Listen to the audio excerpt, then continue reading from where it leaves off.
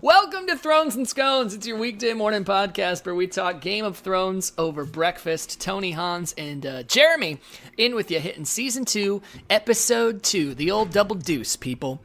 And chocolate chip scones today. Chocolate chip.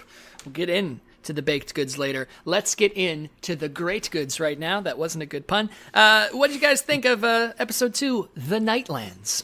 Yeah, so I thought this is a good episode. I enjoyed it. I really find as now we're starting to see Tyrion take the role of the Hand and do, I'll be honest, such a good job, right? He takes this very seriously and starts to actually do so much good for his family now.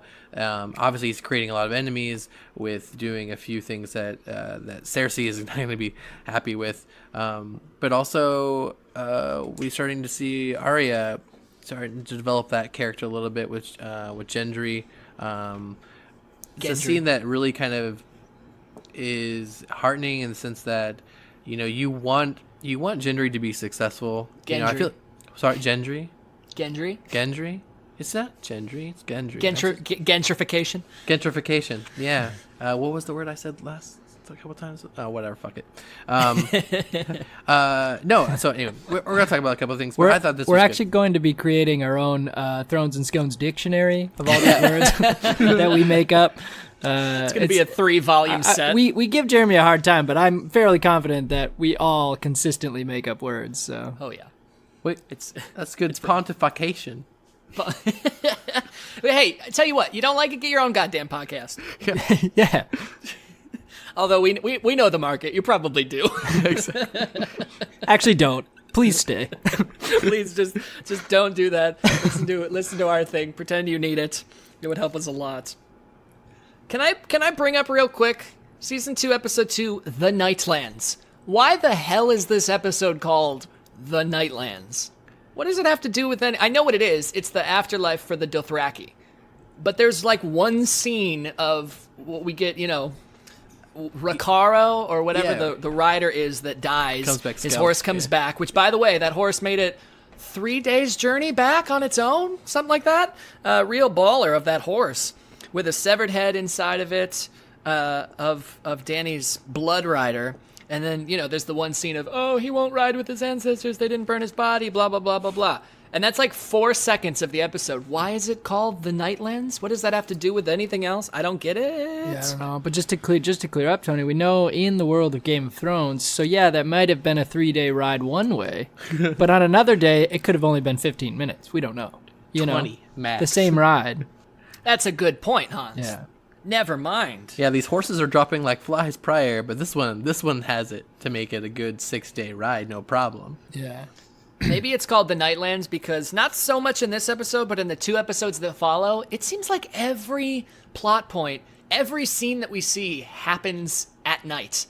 It's like they just couldn't film during the day or something. It's a very dark season, and not like the tone of stuff. It's just actually dark a lot of the time. Guess I hadn't even noticed. Adding to the intro again this season, we see Pike for the first time, which is cool. And then we actually get to see it in the show as well. And it looks cooler than I remember it, the actual castle itself. I think they did a good job of making everything else look pretty shitty. Yeah. But the castle looks cool up on them cliffs. Yeah, no, and I think that's a really cool part where Theon's going and meeting... Or sorry, not Theon, sorry. Theon's back to see his dad, right? Yeah. What did you... And this is with this introduction or more with Yara or Yara. I'm going to butcher both those. Yara. I tell you what, I'll give you that butcher because they changed her name from the books. Inexplicably. Oh, yeah, Her name is Asha in the books, and it's Yara in the show. The only reason I've ever been able to find for why they did it is they thought Asha was too close to Asha, and they didn't want people to get confused. Oh, yeah. But apparently Bronn and Bran, it's no problem. Yeah, that's fine. Yeah. I don't understand. But Yara is one of my favorite characters in the show. So I like that we actually get her and we get an idea of where she is. It's kind of, Theon is such a prat now especially in the books, like he's such a pervert all the time. Yeah. And he's not the smartest, and you root for his sister from the beginning for me, and I like to see where she is and the whole honor system for her, and she actually really wants to reestablish her family, and she seems definitely more taken back with how pathetic he's become. Although I would say that Theon, him being raised by the Starks, he does get a sense of honor that I think is good. And I think that's why we see in the future episodes when it deals with taking Winterhelm that he kind of struggles with that. So Winterhelm? Yeah, what am I saying? It's not Winterhelm. Winterfell. Thank you. Wow, what is Winterhelm? Why am I keep saying that? Isn't that that's like Lord of the Rings? Windhelm is from Skyrim. Oh yeah. my god, yeah. I was like, I'm saying it wrong. Now we've seen some twincest, as Jeremy loves to point out every time that it happens. We've seen Viserys feel up Dany real good for some reason, and maybe it's just because he doesn't know it. There's nothing cringier in this show than watching Theon finger his sister on a horse. Yeah, that's my worst for this episode by far. That was mine too. Also, and I've never attempted it. It seemed pretty easy. I feel like it would be difficult to try and figure somebody on a horse. Yeah. Perhaps. So I get that she wanted to see what kind of guy he was. Why'd she let it go so far? That's why my bad's on there. I was like, what's the point of that? Yeah. She could have stopped him earlier. It sets up a weird blip in her character as well. Yeah. That whole kind of situation is my least favorite. And I get early on in season 1, they set up that Theon's like kind of shitty. They even set up a couple times that he's not super welcome in Winterfell, like to the point where, they make clear that he's kind of on Jon's level. But the last few times that we see him, he's like very trusted with Robb. They're like buddy. They kind of realize that like, oh, as far as family goes, they're what's left of each other.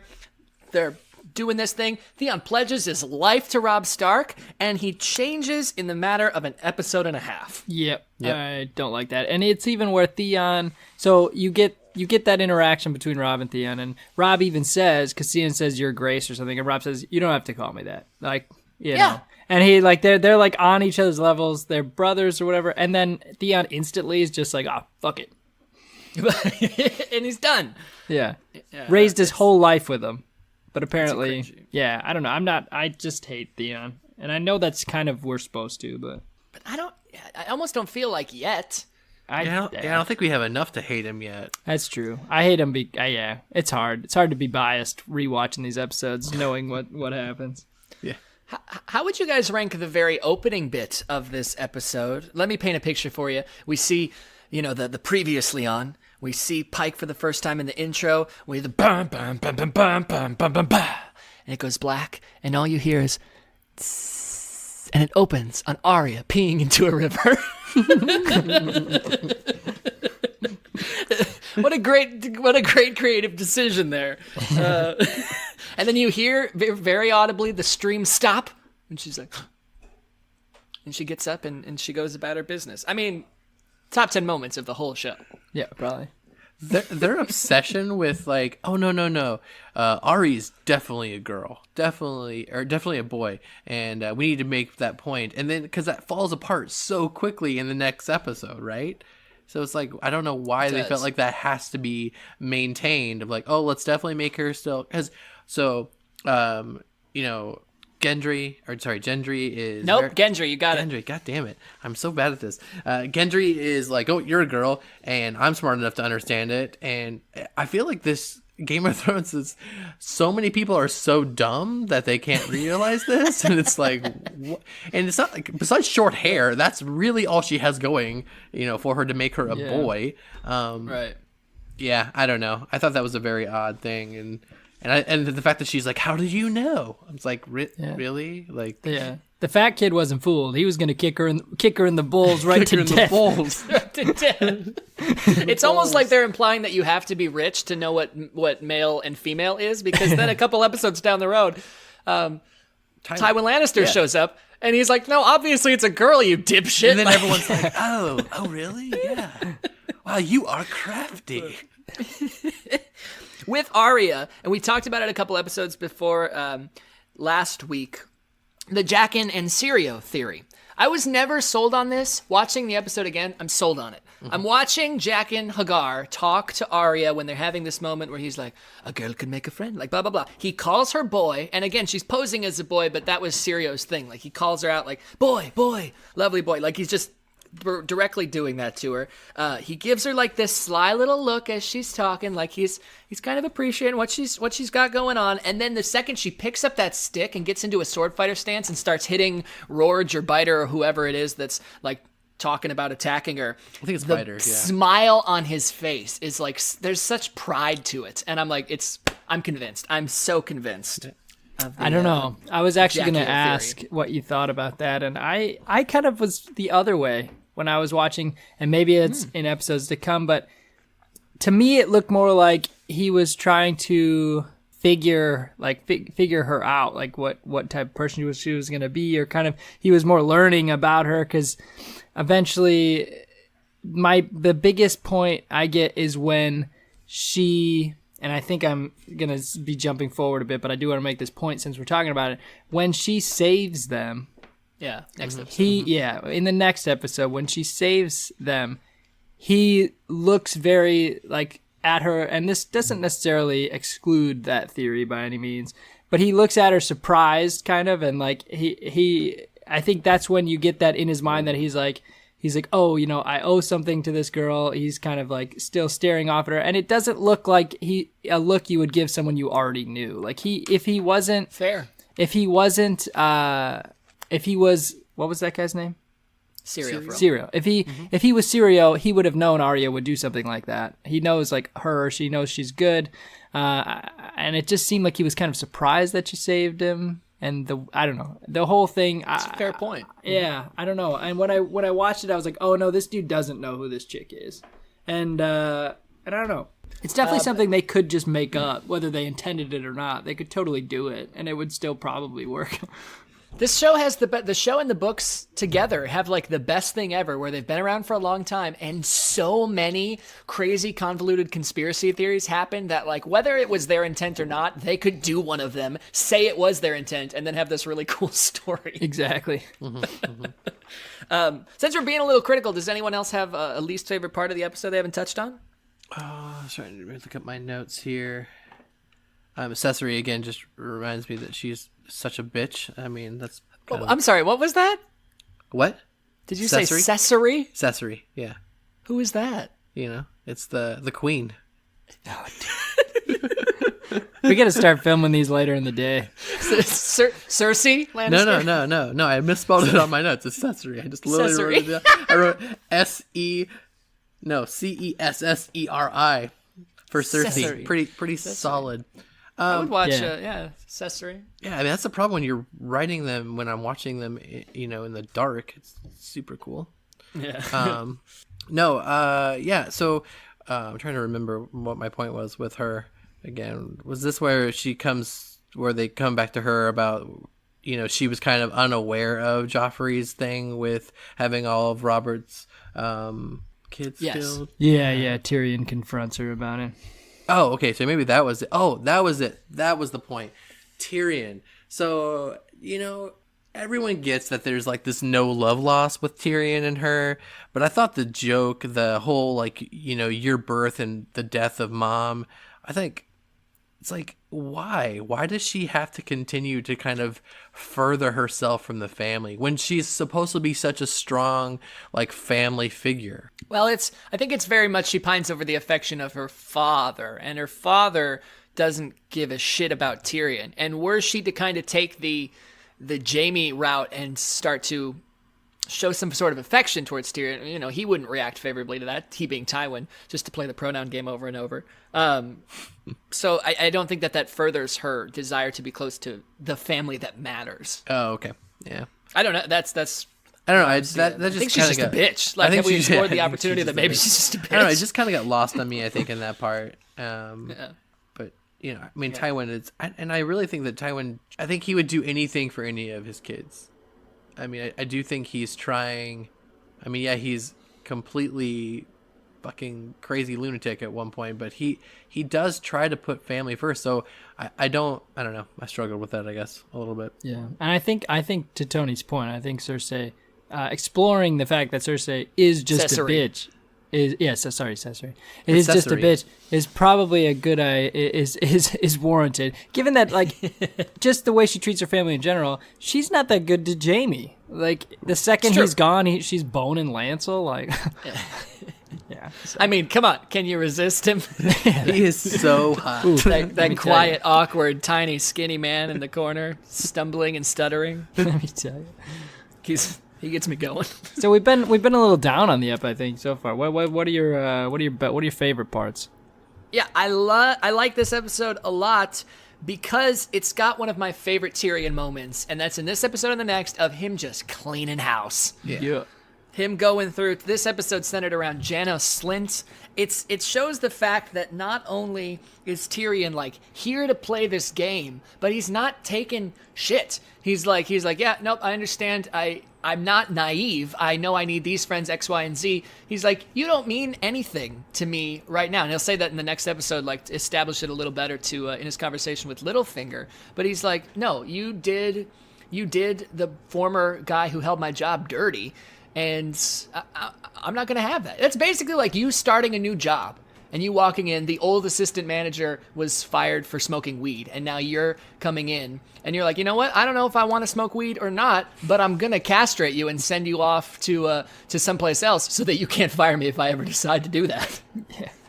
It's a little extreme. It's so cool to see. Yeah, I love that. Was probably my highlight of the episode too. Actually, that's Tyrion's really coming into his own, I think, as far as just a character that I'm starting to be able to look over his accent now, and just because I like him enough. But yeah, that was good overall for me. The episode was a bit, and again, maybe I was just tired when I was watching these episodes, but like I think episode 1 and 2 is still kind of dragging for me. Like I'm not. I like season 2 a lot. Mm-hmm. I will say that, and I know it picks up, and I know where it's going, and I really like it. I love Robb's whole early arc, but yeah, these first 2 are just not hitting it for me. I don't know why. I think this was also where Melisandre gets it on with Stannis, isn't it? Isn't this the end of the episode? Yeah, it is. Yeah. And I don't know if Stannis's character was built up to really like reflect what's going on here, and maybe I'm sure that was purposeful, but we haven't got to see Stannis's wife yet, right? And really, that's a lot of the decisions he makes is based off of that. And like, I don't know, you just know he has a wife, and then you don't and then you know he doesn't have a son, but you don't know why. Mm-hmm. And then you just know that he cheats on his wife and gets seduced by Melisandre. It's so I don't know if Yeah. Go ahead. No, go ahead. I was just saying I don't know if I don't know if he gets. I don't know. We get this thing later where, you know, obviously Melisandre is not sexually into Stannis Baratheon. Like, that's not what she wants. No. It's for what she does believe is the greater good. You know, she does believe he's this chosen one, and she knows what needs to be done. The seduction is like a thing to get him into it. But he's not into it, I think, because of the seduction. Had they just played it like it was like, this is your duty-bound thing that you have to do, which is the character that they've set Stannis up to be, I think it would have made more sense. Like, why did you have to... And also, they spent so long poring over this battle map, and then they just knocked all the shit off of it onto the floor and totally ruined the strategy. No, but so that actually leads me to my topic, actually, was in Game of Thrones, does love exist in marriage? Because everyone is trying to get a son. No, everyone is sold off, married off. There's really no... So you could argue that there's never any sort of, besides Catelyn to Ned, I don't feel like there's ever a marriage that is kind of stable, right? Renly is his wife, right? Clearly there's the confrontation there. Marjorie. Yeah, I was say Marjorie. And then again, we're seeing Stannis here. I don't feel like there's, and they're always talking about about just marrying someone off and never having love. So counter that with going to Craster's, right, where Sam has this huge problem where he's like, where he's just like, I want, I wanted love, right? I mean, he also wants to be a wizard, but he wants to care for someone, right? I mean, critical. So what do you think? I mean, who do you feel like that's done? I think I wrote my notes. So I didn't really have. I think it's an interesting question. From what we've seen so far, barely. Like I think it's definitely safe to say that Catelyn loves Ned and Ned loves Catelyn, and they even have multiple scenes where they are very affectionate and and just sitting in bed and she's just like under his arm and stuff and talking, and I think that there's definitely love there. But we know that was even different, right? Catelyn was supposed to marry his brother. Mm-hmm. Yeah. So I mean, even that's kind of interesting, and I don't know if we see it with a lot of other marriages in the show, and I think that's kind of a point they try to hit on here, whether it's just for story purposes or drama purposes. But to argue that as well, like arranged marriages still exist today, and I know people who are in arranged marriages and they absolutely love each other, and so it's definitely possible. So, and to be fair, we're also seeing like these are the top tier, everything's a chess move type people. Yeah, so right. I'm sure, love exists in marriage. I'm sure there are plenty of marriages that are for love exclusively, but every character we're watching is like Illuminati level, planning all this shit out. And so, Wait, are you saying that you do or do not think Sansa loves Joffrey? Oh no, Sansa's totally into Joffrey. She's into him. She loves him. Yeah, and I actually believe that. I think that especially in the beginning, before she realizes the games he's going to play, I think in the first season, I think if he would have been an ass, if he would have said, I love you and treated her well, I think that would have been less of an arranged marriage less of a obviously it's a shitty relationship now that we know of, but like I definitely think that she was falling in love with him. Sure. So, I mean, this is okay. Sorry, Tony. This could go into a much longer conversation though, because Sansa's how old is Sansa? 13 or something? 14? Something like that. Yeah, she's so young. That is like, does she love Joffrey or does she just think he's cute and has a huge crush on him? Like, it's Joffrey Taylor Thomas here. He's in Home Improvement, and she's pining after him. It's that haircut. Yeah, she's barely talked to the guy. And when she's saying all that stuff. So I would argue that is love, but... And to go to the Sam and Gilly thing, Jeremy, for a moment, Sam is obviously pining after actual love. Just to touch on, because I know I hit it last episode, again, such a devious thing for Sam the coward. The one thing he's not supposed to do right now is talk to these women. Yeah. And I get that, like, okay, his hormones are in overdrive. His sense of chivalrous duty, if one exists, is kicking in with her being, threatened by Ghost. But he goes and has this full-on scheme with her in the motherfucking open. Yep. Yeah. Like in the daytime, around everybody.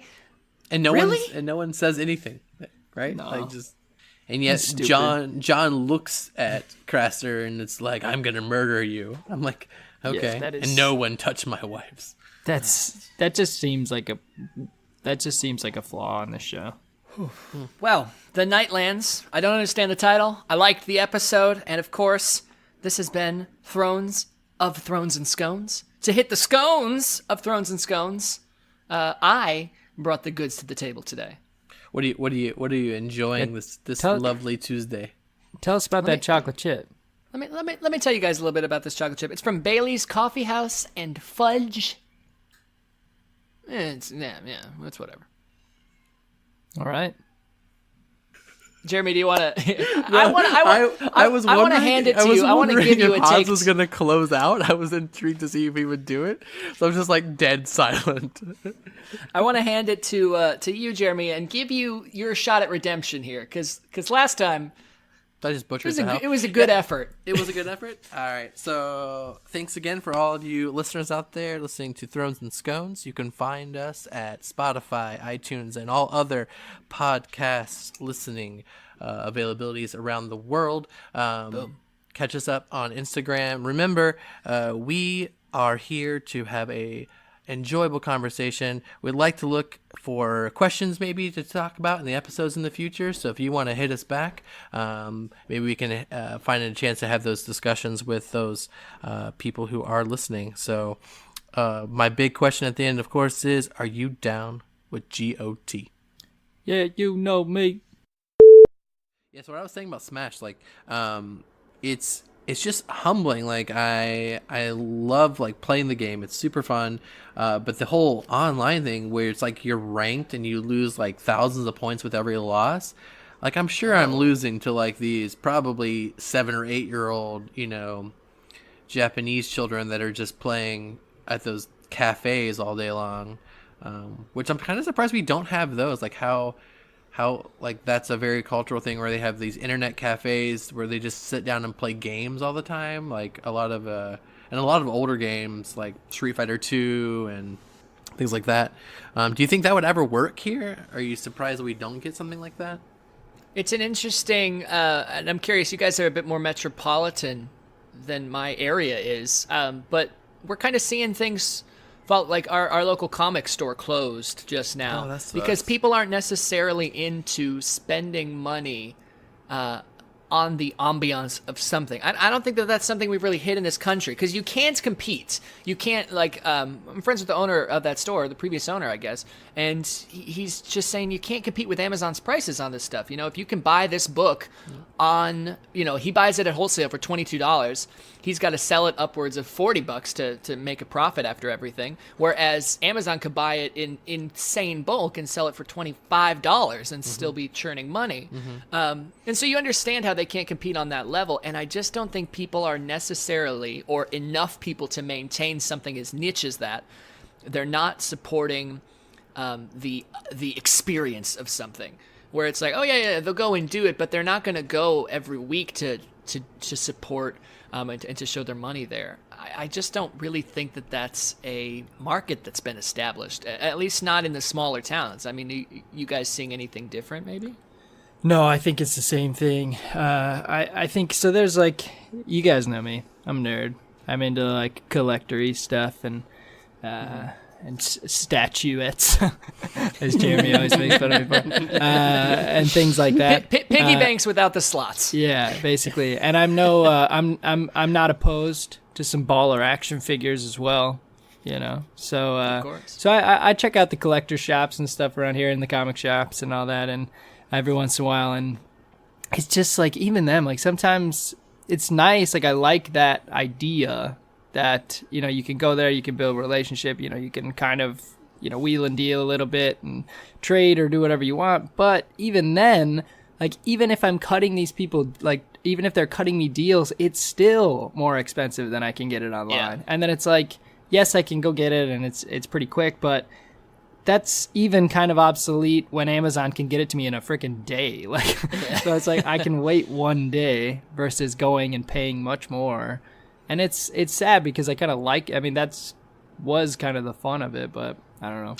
And there's the one thing of, if you've got the money to support it, like oftentimes you will, yeah. But how consistently does everybody have that expendable income where they can, increase their price output for, something as, because is Jenna down for you spending all this money on statuettes, or she's like, no, if you can get it for $20 cheaper, get it for $20 cheaper, you idiot. Like, yeah. She is the voice of reason. It's usually not, if you can get it for $20 cheaper, get it for $20 cheaper. It's like, why the hell would you want that? Well, yeah. I mean, she's pretty cool. We have a couple of game stores here, and I think the reason why I don't mind spending a little more money is because if you show good patronage, they will, like when that limited edition thing comes out that may be harder to find or get, they're definitely going to communicate with you a little bit more than, say, Amazon would. I mean, Amazon doesn't care. It's going to sell, right? So, I mean, and while I haven't noticed that with a bunch of game stores, I definitely noticed that with a couple of our local beer locations where I'm trying to find some special edition stuff. Like, yeah. I mean, I'm on a list to get a phone call if certain things come in, and I think that, I may be paying a little more than going to, like, the local grocery store, which is just buying cases and cases of all the local craft brew. But when that, limited edition Kentucky bourbon, whatever, comes out, and there's like, you can find maybe 1 or 2 bottles, and if you're lucky, if you get that, or there's some sort of like raffle, when you've been buying from these places, they don't just raffle. They actually just call you like, look, I got a 6-pack. It's yours if you want it. Because I know that you buy from me instead of going other places. Yeah. And I feel like the same thing with like the game stores. It's like when they get in, that board game or that edition that may be back ordered on Amazon, they're like, I know that you come in, I know that you buy this sort of thing. So it's a loyalty thing. I think the problem is loyalty is essentially dead now. So it's a shame because I think it's still a cool way of doing business. Yeah, I really like. Oh, sorry, Tony. No, I really like that, and Jen always makes fun of me because I still do when I can pay the extra couple bones for going to the shops that I like to for like supporting people, and probably more loyal than I should be at my current income. But yeah. But no, I really like that relationship. I think I think alcohol almost is in a different realm, right? Because where we live, at least, you can't really buy easily online, and that does limit your options. Because being even more than statuettes, I'm a big whiskey collector, so and primarily Scotch, which I could be getting much cooler stuff if I could be importing and buying online and for relatively cheaper cost. But since technically, legally, I can't really ship to my house, as far as my understanding, or easily, then you kind of you do have to still go out to the stores and do it. And then at that point, there is some price difference, but grocery stores don't have the level of selection that I'd be looking for anyway. So then I do end up more at the crafters stores and stuff. So I think that market is actually thriving, if anything, especially with the last decade or so, people really getting into craft beer, more craft whiskeys and stuff like that. So I think that's almost on the other end of the spectrum. So we kind of see where some things are going away and other things are even building up, with people getting more interested in that craft idea. So and I don't know if that's solely just because the internet's hard, or if it's just kind of a trend right now. I don't know. There's this back and forth between it, this balance I think that's got to be found, that I'm kind of looking at here. I'm thinking it's quite interesting because I like the loyalty aspect. I like that point to an extent, because yes, I don't know if loyalty's going away, but it's all of these things that, like, I would love to be loyal to X, Y, and Z. I can't afford it. Yeah. I got to pick and choose my battles there. And it's like, okay, I can be all in one thing, or I can have 5 things that I enjoy and kind of want to get into. And, I might have to make some concessions there. But you look at, like, back in the day, like going back to game shops and talking about like beers and whiskeys and stuff like that. Back in the day, it was more of a niche market. Not everyone was into, like, there are a reason that so many of our parents drink one kind of beer. And it's because their selection wasn't great. It's what they had. It's what they grew up with. And now it's gone, and it's continued because it's what was available. Right. And so, like, my dad played Dungeons and Dragons back in the day. But I wouldn't have gotten into it if I had to jump through all the hoops that my dad did. Like, it was so easy for me to get involved in stuff, and that's because it is more accessible. So you either have to keep it in this limited market, which means that people are not going to discover it as rapidly, or you have to expand in a way that draws people in so that hopefully it's like this college mentality. It's like you want your alumni down the road to then support you so that you can continue to provide your service to people. They're kind of relying a little bit on that loyalty thing, where it's like, okay, for craft beers have been huge. Like, my mom will now drink craft beers and stuff when she would just drink, Bud Light a few years ago, because she can find it, because it's accessible. But if she had to go and go to a specialty store and pay a 50% markup, then she wouldn't do it. So you gotta, where do you draw that line there of, okay, it's great that we're getting more people in. Is it killing the craft? So accessibility, I think, is, not to just drag this out, but accessibility is one of those things I also feel has changed in the last 10 to 15 years. I mean, we obviously can go back to the internet of being such a market change for buying goods, and then the digital revolution for media also as a way of taking away from so many of those stores where, I mean, people don't buy DVDs and CDs and Blu-ray music. I mean, everything is digital. I still buy all that.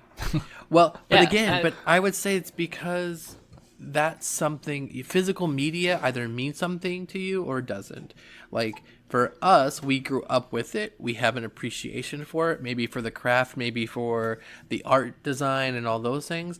But looking at Ethan, like my child who is 6, I don't think that stuff is going to be important to him, and I don't necessarily think that's a bad thing. It's just a different generation, and maybe he'll have other things that he's going to want to invest his time and money in.